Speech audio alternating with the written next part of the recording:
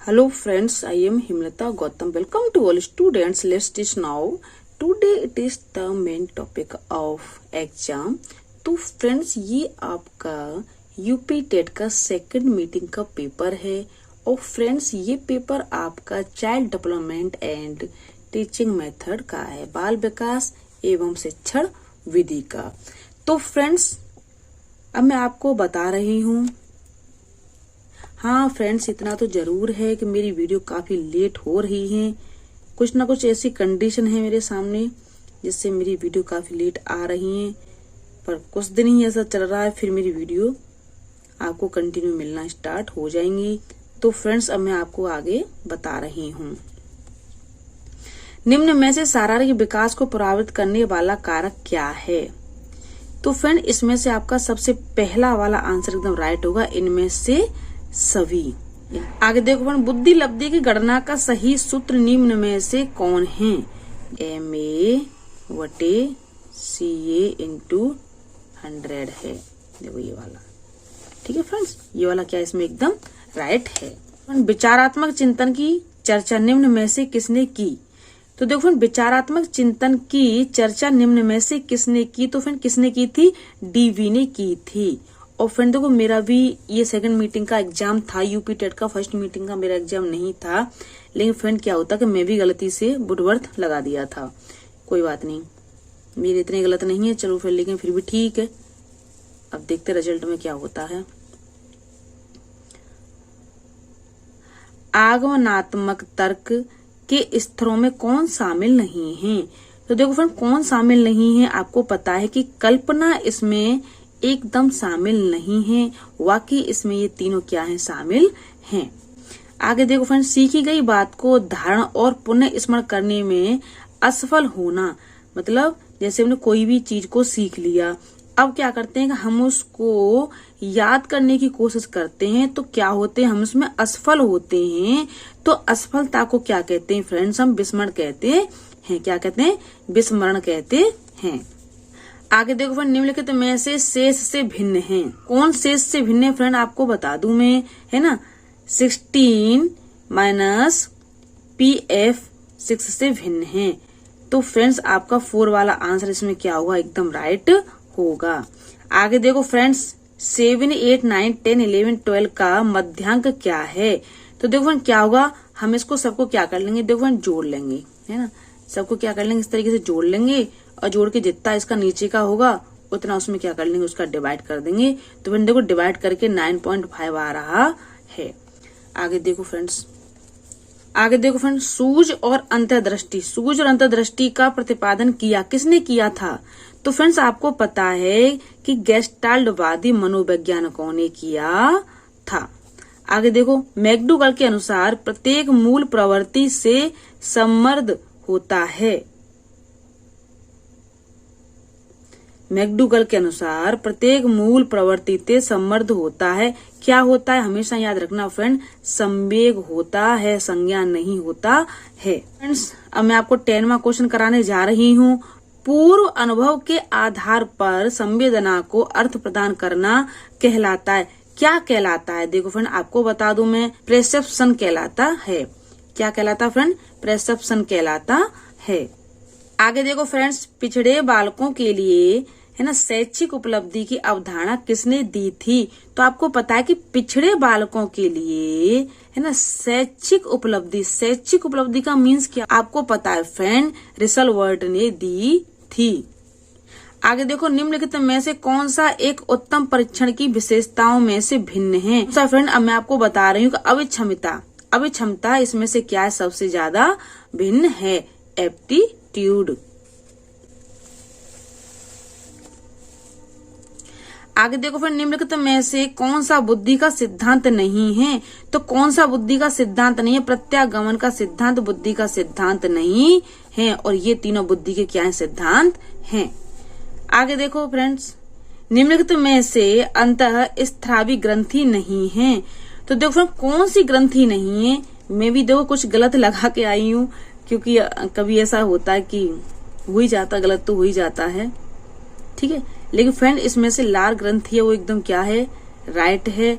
और मैंने भी पीयूष ग्रंथि लगा दिया था, तो मेरा भी गलत है और मेरा इसमें 19 मार्क्स बन रहे हैं। आगे देखो फ्रेंड्स, पियाजे के अनुसार संज्ञानात्मक विकास की द्वितीय अवस्था है। तो देखो फ्रेंड, कौन सी अवस्था? पूर्व संक्रियात्मक अवस्था है, प्री ऑपरेशनल स्टेज है। कौन सी फ्रेंड? प्री ऑपरेशनल स्टेज है। आगे देखो फ्रेंड, 5 वर्ष के मोहन की मानसिक आयु 8 वर्ष है, तो उसकी बुद्धि लब्धि कितनी होगी? फ्रेंड 160 होगी। आगे देखो फ्रेंड, निम्नलिखित में से कौन सा IQ स्तर मंद बुद्धि बालकों का प्रशिक्षण योग्य IQ स्तर कहलाता है? तो देखो फ्रेंड, कौन सा कहलाता है ना? ये वाला आंसर इसमें क्या है? एकदम राइट है। आगे देखो फ्रेंड, मैंने भी पहले ये लगाया था, लेकिन जब मैंने इसको अच्छे से पढ़ा तो मुझे पता चला कि ये वाला इसमें एकदम क्या है? राइट है। आगे देखो फ्रेंड्स, रोसा इंक ब्लॉक टेस्ट का प्रयोग निम्न में से किसके मापन हेतु किया जाता है? तो किसके मापन हेतु किया जाता है? तो आगे देखो फ्रेंड्स, अब मैं आपको 18वां क्वेश्चन कराने जा रही हूँ। रोसा इंक ब्लॉक टेस्ट का प्रयोग निम्न में से किसके मापन हेतु किया जाता है? तो देखो फ्रेंड, किसके मापन हेतु किया जाता? व्यक्तित्व के मापन हेतु किया जाता है, पर्सनालिटी के मापन हेतु किया जाता है। आगे देखो फ्रेंड्स, एक विस्मृति का कारण नहीं है। तो देखो फ्रेंड, क्या कारण नहीं है? मैंने पहले ये लगा दिया था, फिर मैं इसको लगाया, तो आपको पता है कि सही होते हुए गलत हो ही जाता है। ये वाला क्या है? इसमें एकदम राइट है। वह विज्ञान जो संख्यात्मक प्रदत्त को एकत्र करने, विभाजित करने, प्रस्तुत करने, तुलना करने, व्याख्या करने की विधि से संबंधित है, वह कहलाता है। क्या कहलाता है? आपको पता है फ्रेंड्स, सांख्यिकी कहलाता है, स्टैटिक्स कहलाता है। आगे देखो फ्रेंड्स, निम्नलिखित में से कौन सा शिक्षण मनोविज्ञान की सर्वाधिक वस्तुनिष्ठ विधि है? तो कौन सी है? आपको पता है फ्रेंड, अंतर्दर्शन है। आगे देखो फ्रेंड, अल्बर्ट बंडूरा निम्न में से किससे संबंधित है? कि सामाजिक अधिगम सिद्धांत से हमारे अल्बर्ट बंडूरा क्या है? संबंधित हैं। आगे देखो फ्रेंड्स, पठार। आपको पता है, जब भी हम किसी चीज को सीखते हैं, अगर उसमें पठार आता, पठार का मतलब होता है रुकावट आती है, तो किस कारण से आती है? आपको पता है कि जब भी हम थक जाएंगे तो हमें क्या आएगी? हमारे अंदर रुकावट आएगी। सपोज दैट, जब भी हम किसी चीज को क्या करते हैं? लर्न करते हैं, करते रहो, तो क्या होता है कि हमारे अंदर एक थकान पैदा हो जाती है, थकान आती है, मतलब हमारे अंदर एक टायर्डनेस ऐसा आ जाता है कि हम जिसको याद नहीं कर पाते हैं। तो अधिगम में पठार का मतलब होता है कि रुकावट आना। पठार का मीन्स क्या होता है फ्रेंड? मैं आपको यहीं पे लिख देती हूँ, है ना। पठार का मीन्स क्या होता है? रुकावट आना, रुकावट। ठीक है। आगे देखो फ्रेंड्स, अब मैं आपको 24वां आंसर कराने जा रही हूँ कि दर्पण चित्र परीक्षण किसके मापन हेतु प्रयुक्त होता है? तो फ्रेंड्स, आपको पता है कि ये वाला जो क्वेश्चन है, मेरे हिसाब से 2 आंसरों से मैंने इसको सर्च किया है। देखो, मैं तो ये वाला लगा के आई थी, मेरा तो खैर रॉन्ग है, लेकिन जब मैंने यहाँ आके देखा तो अधिगम की गति को कुछ लोग इसको सर्च करके बता रहे थे और कुछ लोग अधिगम अंतरण को बता रहे थे। लेकिन मेरे हिसाब से जो मुझे डाउट था वहां पर कि ये वाला होगा, तो मेरे हिसाब से मैंने आके देखा तो मेरी बुक में तो ये वाला ही दिया गया है।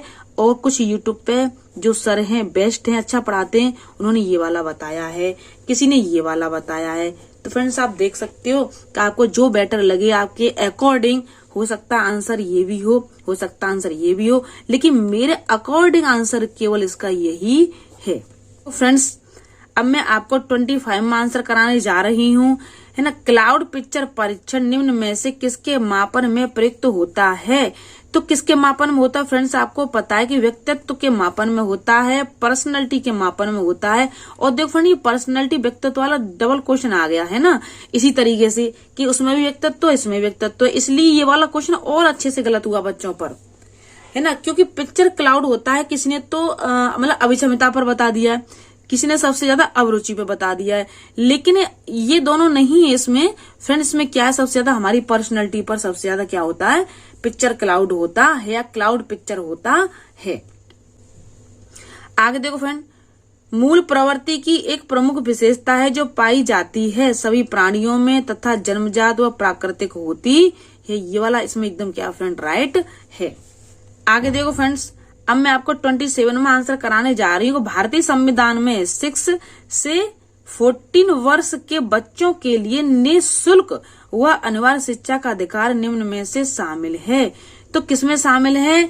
एक्ट 21A में शामिल है, आर्टिकल 21A में शामिल है।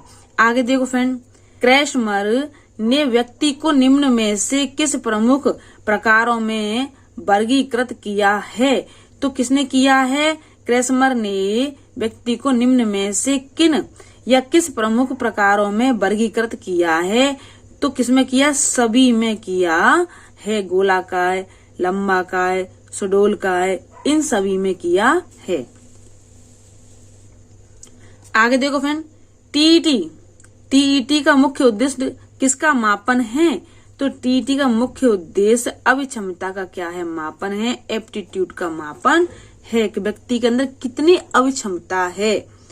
संगणन का सिद्धांत निम्न में से किसकी व्याख्या करता है? आपको पता है फ्रेंड, संगणन का जो सिद्धांत है सबसे ज्यादा स्मृति पे क्या करता है? व्याख्या करता है।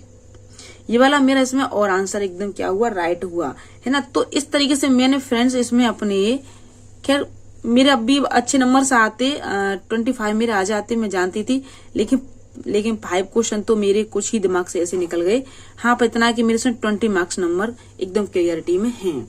होप मैं आशा करती हूँ जिस तरीके से मैंने आपको ये पेपर सॉल्व कराया है, तो फ्रेंड्स मैं रिक्वेस्ट कर रही हूँ, यदि किसी भी स्टूडेंट की समझ में नहीं आता है, कुछ भी डाउट होता है, तो प्लीज मुझे कमेंट बॉक्स में अपना कमेंट रिटर्न करके दे सकते हो। और फ्रेंड्स मैं आपसे ये भी रिक्वेस्ट कर रही हूँ कि यदि आप मेरे चैनल पर न्यू हो, पहली बार यदि आप मेरी वीडियो को वॉच कर रहे हो, तो प्लीज मेरी वीडियो को बिल्कुल स्किप नहीं करना है। और फ्रेंड्स मेरी वीडियो को फुल वॉच करना है। और फ्रेंड लाइक और शेयर करके बेल आइकन को प्रेस करके फ्रेंड चैनल को क्या करना है? आपको सब्सक्राइब करना है, जिससे कि आने वाली नोटिफिकेशन आपको जल्दी जल्दी ही प्राप्त होती रहे। Thank you watching for my video.